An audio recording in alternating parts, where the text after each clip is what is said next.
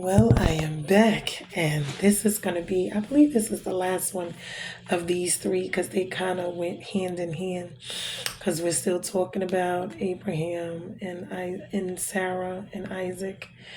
This is Genesis chapter 22. I'm going to call this one the test because this is going to get really interesting. Okay. After these things, God tested Abraham and said to him, Abraham, and he said, Here I am.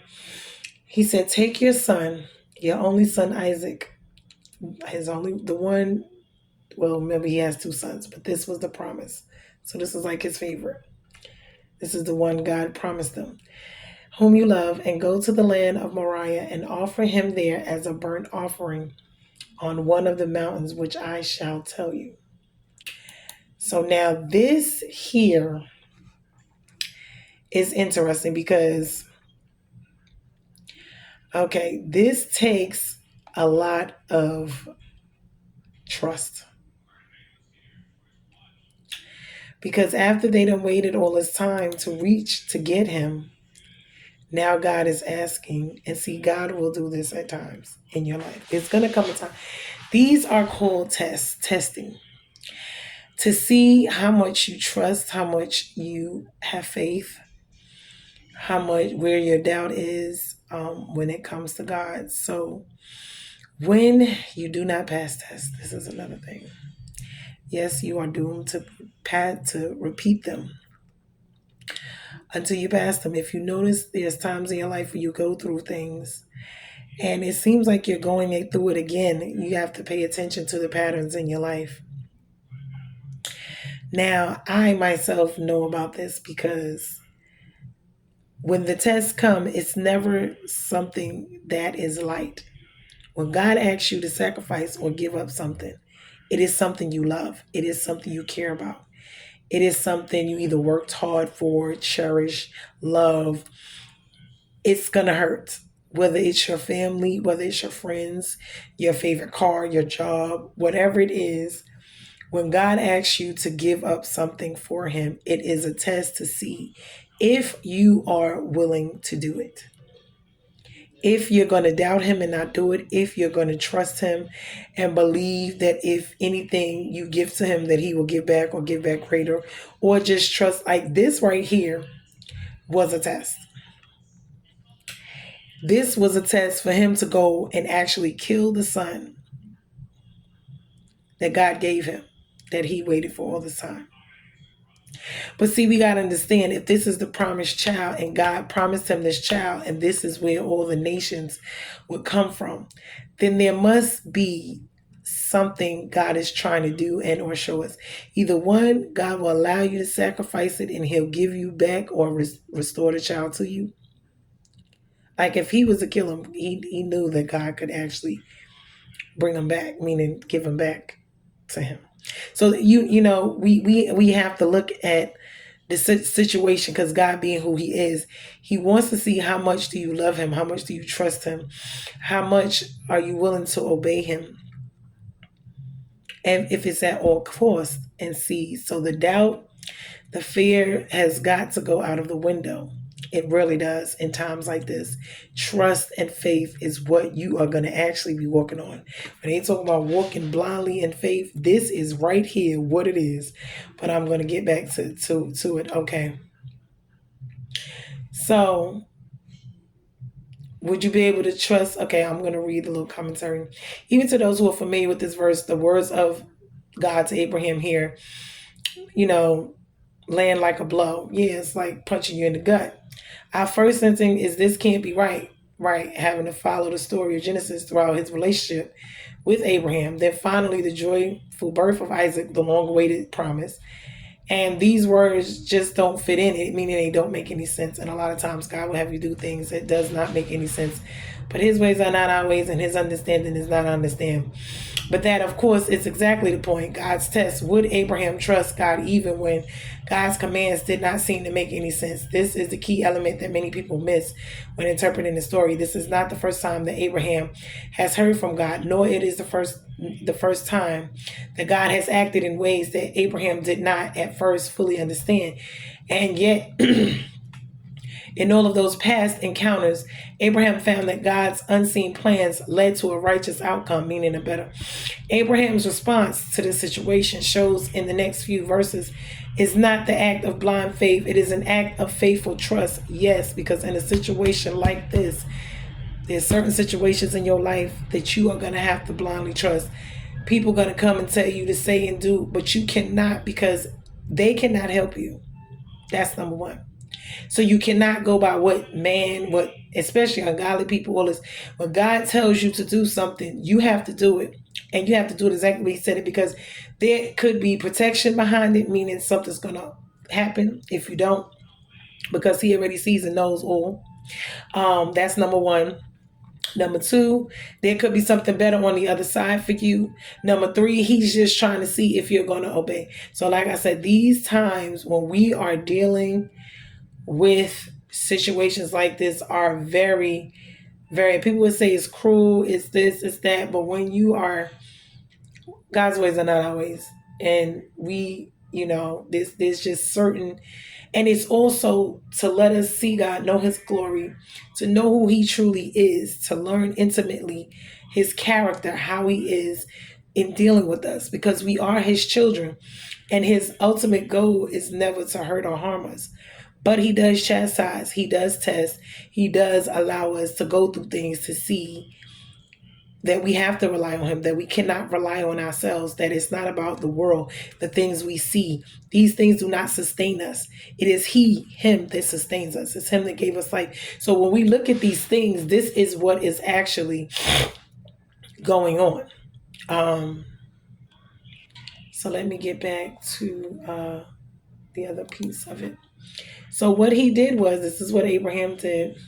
So Abraham rose early in the morning, saddled his donkey, and took two of his young men with him, meaning, helpers, and his son Isaac. And he cut the wood for the burnt offering, because remember, they did sacrifices for everything. Every sin you ever did, you would have to take something and sacrifice. This is why Jesus is so important, because we don't have to do that anymore. Jesus came so we don't have to do that. So he cut the wood for the burnt offering and arose and went to the place of which God had told him, which is everything is specific. Nothing's confused about it. He got everything straight. On the third day, Abraham lifted up his eyes, saw the place from the afar where he's supposed to go.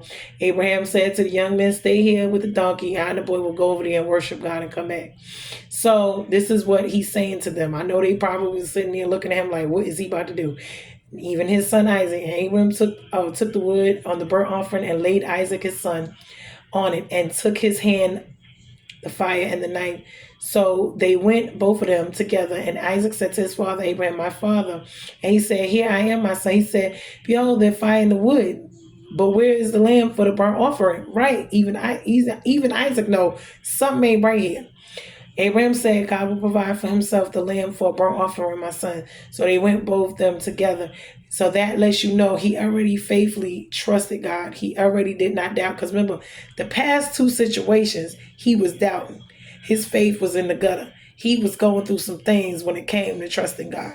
So I guess his past situations has allowed him to see how God is going to do something, even though he may not see it or he don't know what it is right this moment.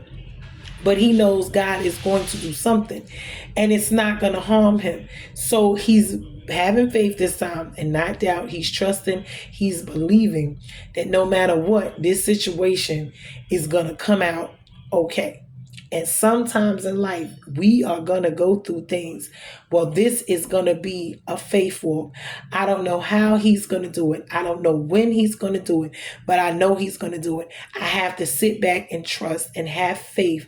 Whatever it is he tell me to do. But I got to know that he's going to do something. And this is how we find ourselves having to live, because God will take you there. And your faith will be, you are going to walk blindfolded. You are not going to look down. Every step you make, God's going to have to literally put something up under your foot to catch you. As like walking across the drawbridge and there's no drawbridge. You are going to have to blindly trust and have faith. There's going to come times in your life, and there's seasons where this is going to be just you and God. This is what it's going to be, where the rubber meets the road. It could be mentally, emotionally, financially, physically, spiritually.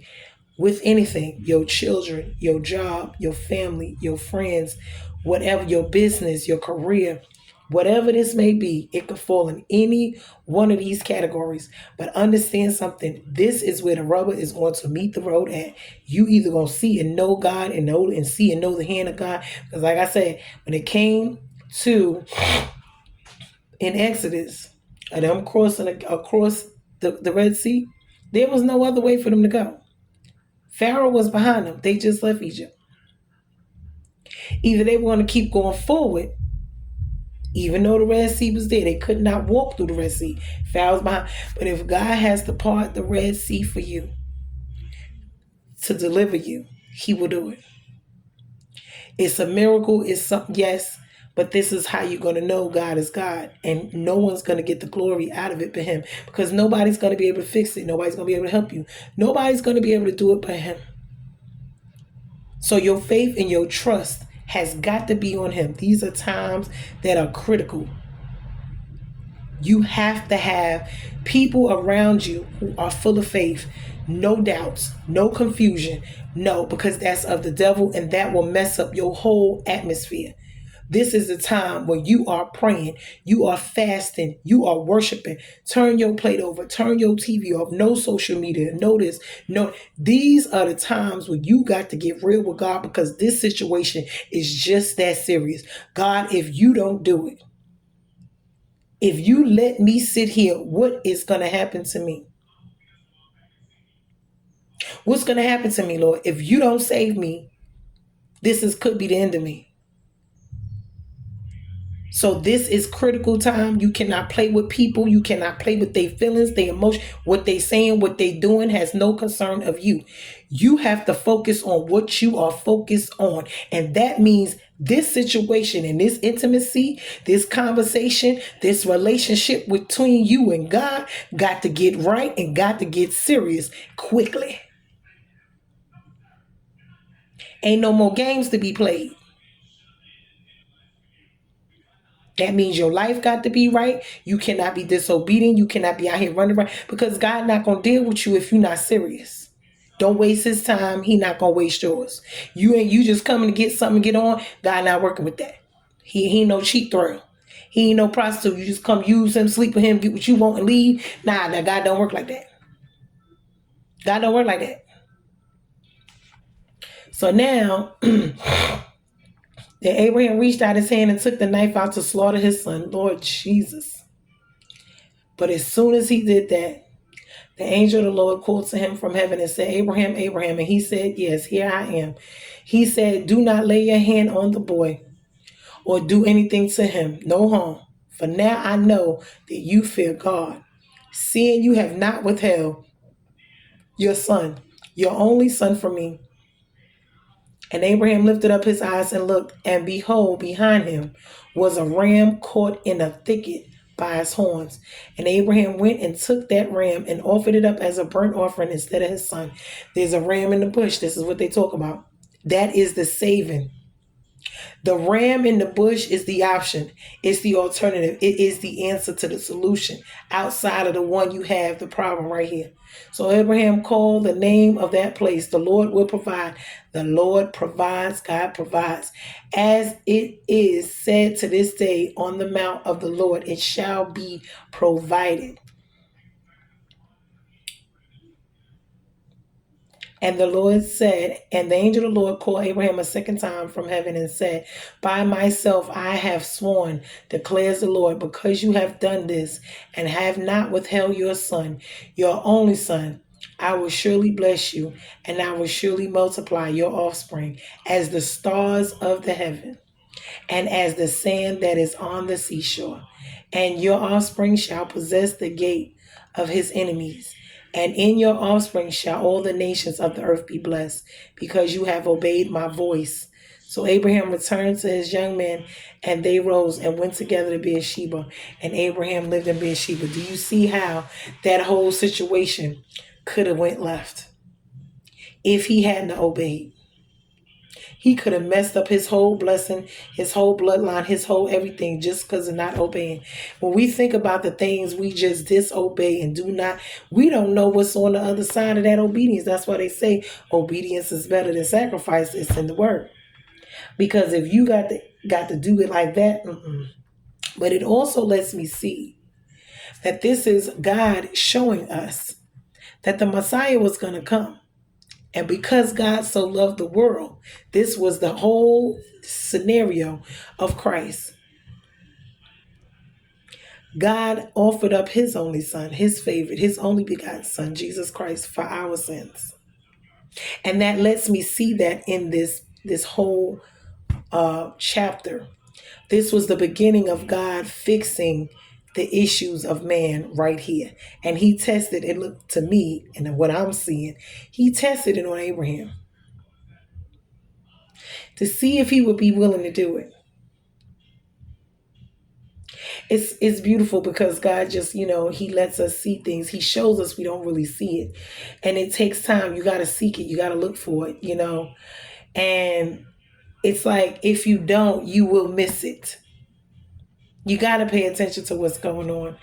But from this, the beautiful part about this, because remember, Jesus is going to come from this lineage. So if they killed Isaac, that was the promise. How would the rest of them? Because I'm going to let me read the rest of this.